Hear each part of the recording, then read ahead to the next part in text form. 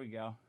Okay. Trademark. Don't worry, I have one of the best legal teams. This is something multi-million-dollar companies deal with all the time.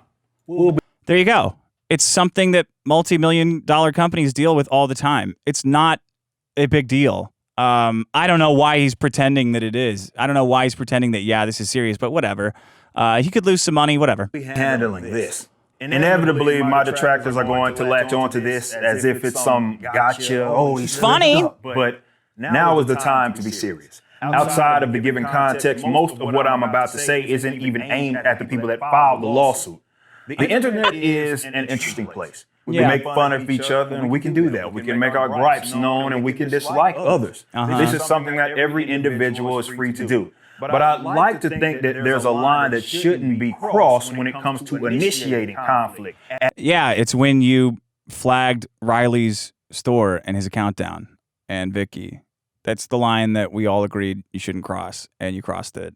That's it. There's nothing else to it. At minimum, one should be prepared to deal with those consequences. I certainly am. All right, hold on. Okay, I've been told the video is echoing. Let me... Aha! How about... I'll start it over. Maybe you've heard of this by now, but this is a thing. Yeah, let's see how... Did that fix it? Perfect. Yeah, okay. Let's get back to it. I'll start over. Good Shepherd is alleging that we have had unauthorized use of their trademark. Don't worry, I have one of the best legal teams. This is something multi-million-dollar companies deal with all the time. We'll be handling this. Inevitably, my detractors are going to latch onto this as if it's some gotcha. Oh, he slipped up. But now is the time to be serious.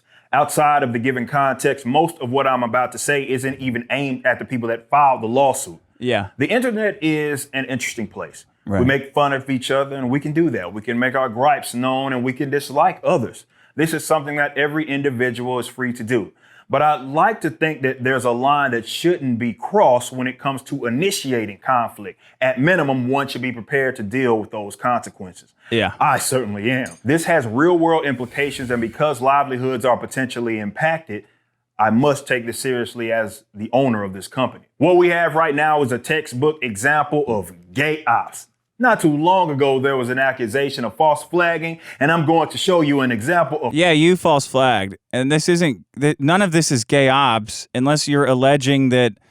Unless you're alleging that one of us is pretending to be a journalist, which is just invented out of thin air. Okay. Fair use.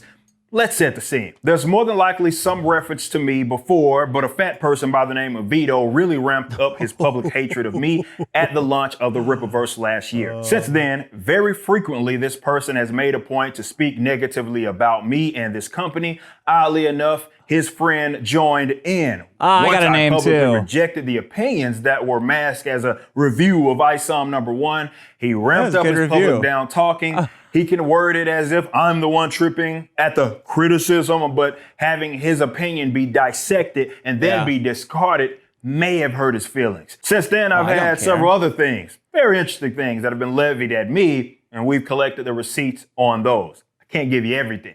But this is how the internet works. So talking noise isn't a problem. There are drama farmers out there. They need to conjure up things. Some may consider it to be admirable that they have to. I assume he's talking about that charity shit. Yeah, I think that's fraud. If you're having people pay half price and for a comic book and then telling them it's to cover your costs, that's profit. That's not. But then you're just pocketing the money and giving the comics over. I mean, I guess he paid them money in the end, but it's very shady. It's a very shady practice. I guess some other people are doing it with comics too, but it seems very shady to me. If there's some kind of if you're raising money for charity, you raise the money.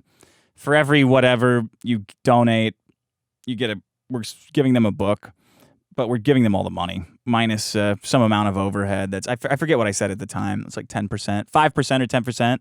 I think if you get in the range of there are standards for it, but the way it was described was very, very shady, and over time it evolved into something that was financially beneficial to the charity, but it didn't start there. to talk about me to get the most engagement. But what happened out of this is what you'll take exception to.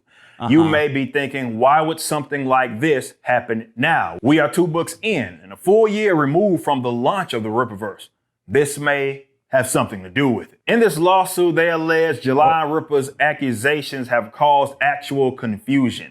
An example of that actual confusion is shown in the following highlighted copy of an unsolicited email from a third party in which the sender specifically mentions the identity of the trademark ISOM and the cross on the hero's belt. They then show this email from some guy named Obtuse Gnome that was apparently sent to them. In it, a guy claimed— No, his name was Roy Gerbley. What was the name? Let me find the name. I can't remember. It was Roy Goebbels or something like that. He is a journalist by the name of Roy. He concerned trolls pretending like he is doing a story of our success. After acting as if he loves to see this, he states, I would be curious to know when the decision was made to make a comic book character using the same name as the International School of Ministry. Has Mr. July received any funding to aid him in the creation of superhero ISOM? Info on the choice to have ISOM have an image of a cross on his belt. What we can hope to see with continuation of ISOM on his journey to rescue Jasmine from prostitution. And I mean, Eric, he could have just said, I was confused by this. He could have said, hey, you keep an eye on this. Keep an eye on this guy. People are going to get fucking confused by it. But he chose to make this what is clearly a farcical joke. I don't care. I don't know why he did it or who he is, but that's what he did. The amazing choice to offer the buyers the option. What I'm saying is it's identical to a guy saying, hey, your trademark's being violated. You might want to do something. You might want to do something about it because your IP's getting stolen. You might want to do something about it. Just because he did it in this jackass way doesn't mean anything. I don't think Roy Gibbles is signing any affidavits, which would probably be perjury, but it has nothing to do with this. It has nothing to do with this lawsuit. Of ISOM number 2. He then says, I thank you so much extending your trademark name in such a unique way and the creation of a new superhero. It is apparent that this person knew what they were doing. They were attempting to encourage a baseless lawsuit. It's not baseless. It's not baseless. They lay out very explicitly why they're saying that the lawsuit is weak implies that it has a foundation. It may not be the strongest foundation. They might not lose. But even if Nick is saying it's a weak lawsuit, it means it is a lawsuit nonetheless. We read the whole thing. We reviewed it. It seems entirely reasonable, Eric, to say that it was based off of this jackass's silly email is a lie. You're misrepresenting this. You're misrepresenting this lawsuit to your fans. I think the first part is that, oh, we have it handled. Yeah. I mean, I don't know why. I guess this is why you're such a good marketer, because I would never phrase it like this because it's so ridiculous. But yeah, go ahead. Beginning and the end of this email. This person claims they were journalists for TDS News and TPBITU. Those obviously stand for the show of the 2 individuals, the Dick Show and the biggest problem in the universe. So that's not necessarily true. That could mean a lot of things. Okay. There's actually a connection between the 2 individuals and this person that sent this email. Well, let's discuss. This person goes by the name Obtuse Gnome in their email. There happens to be a Twitter account under that same exact name that is... Why did they get suspended, Eric? Enlighten us as to why their account was suspended and what you had to do with it. Because I don't think it was nothing. It's been suspended. That's just my hunch, having been on the internet for this long. Lord knows what. This account used to tweet constantly at me and about me, and he only popped up after these 2 individuals kicked off their hatred of me. Here's an old screenshot from when the account was active. A new account has popped up under a similar name, profile pic. Change, kill yourself. Roy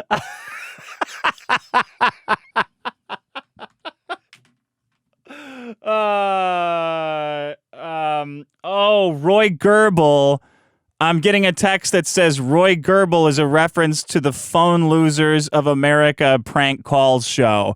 So the guy who Eric is blaming me and Vito for trying to ruin his business is actually using a meme name from a show that is built around pranking people. Fucking great.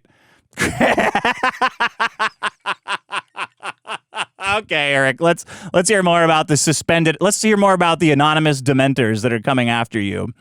This guy did nothing wrong, by the way, still, by alerting someone that their trademark's being infringed. What do you know? Look, I mean, he is a journalist writing a story and all this stuff. Apparently, in his own fucking mind, you don't need to be if you're a journalist working for whatever acronym news. That's it. Then you are Roy Gerbils, who's a journalist asking these questions. That's all real. He's really doing that. All right. Who the first 3 accounts are that this person followed. Surely it's just a coincidence, right? It gets worse. Back in July, we announced that we would be working with Comic Books for Kids. Yeah. An organization that has tasked itself with getting comics to kids. Vito claims we asked a charity if they need more comics. In that tweet, he shows an email from Mark, who is the owner of Comic Books.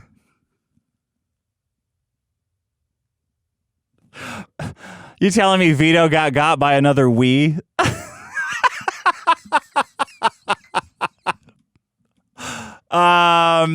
Yeah. Okay. Man. Sharing this may have been a critical error. Because we were able to obtain the entire email chain. In the original email, you see that Vito tried to block out the name. The original contact is from the same email. What is that? Yeah, that's the same. Oh, Eric published his phone number of 1910. Yeah, I mean that's like a random email from a website. You can tell by the way it's first name, last name. That's like a contact form, idiot.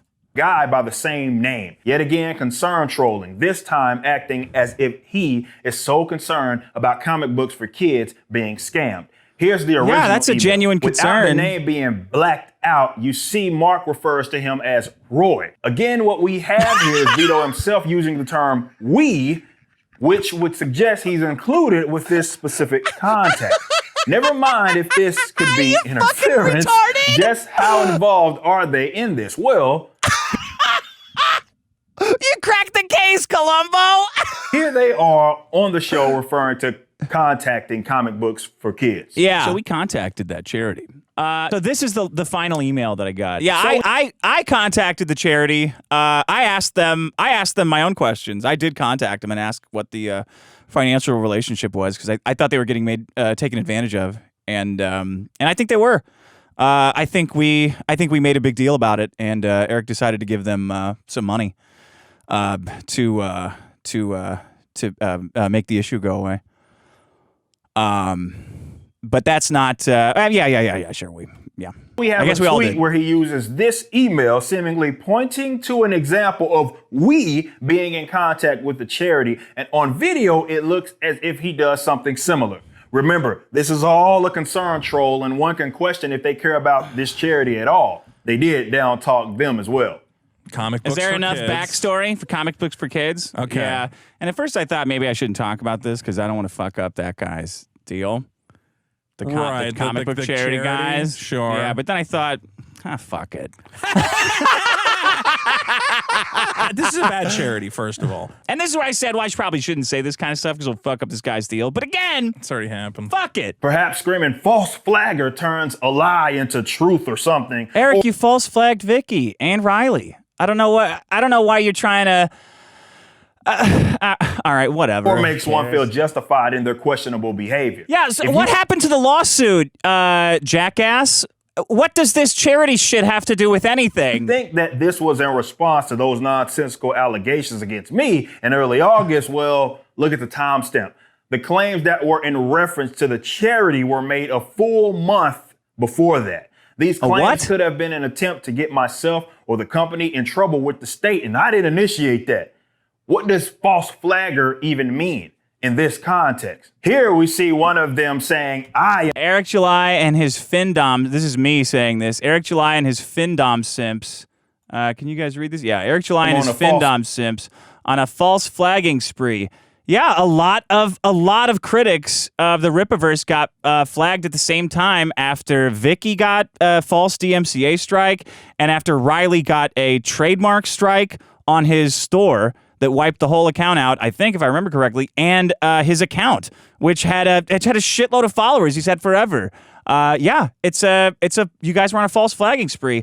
Obviously, I can only prove some of those, but all of the Rippaverse critics got taken out at the same fucking time. What do you want? What are you arguing? That you're not false? That you're not doing it? You did it to Vic. Will anyone survive? Find out on the next thrilling issue. Now with even more typos. Yeah, that's pretty funny. Flagging spree because this account that was suspended, but the suspended account doxed one of our warehouse addresses and a personal home address. Apparently that is false flagging. Could it be? I mean, says you. First of all, your warehouse address is public. So if you're lying about that's not a doxing. If you're lying about that, I don't know. I have no idea as to the home address, but I know that the fucking warehouse address is probably out there. If that's what got them kicked off, I don't know. That someone is working overtime to attempt to ruin my life and what I've built. I mean, this was said in that video. I'm an asshole for fun. I like it. If I can say I'm doing it for kids, it's just a socially acceptable way for me to act like a psychopath. Yeah. See? So this is a big opportunity for me to be cruel to people. I think this is also, it's really important that it's called motivation. How expensive this is going to be, that's the golden question. So now the rules for the playing field have been set. Now the responding agency. Parties have shown that they have no problem either using the state against us themselves or running op campaigns to maybe push someone else to do it for them. This impacts not only myself, but the dozens of other employees and contractors that work for our company. Now, we sniffed this out a long time ago. But if we didn't, the ramifications could be very serious. We're talking things that destroy livelihoods and imprison people. Now, of course. We're putting you in prison, or are you putting us in prison? Oh, wow. Okay, Eric. Really sorry that I accused you of being a false flagger because all of your critics got wiped out at once over explanations that you can't even keep straight. Oh my God, he's definitely gonna sue us. Or me, I don't know.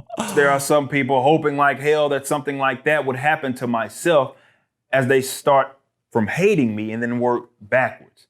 But this is I didn't hate you. I started by defending you. And then I read the comic and I said it's not very good.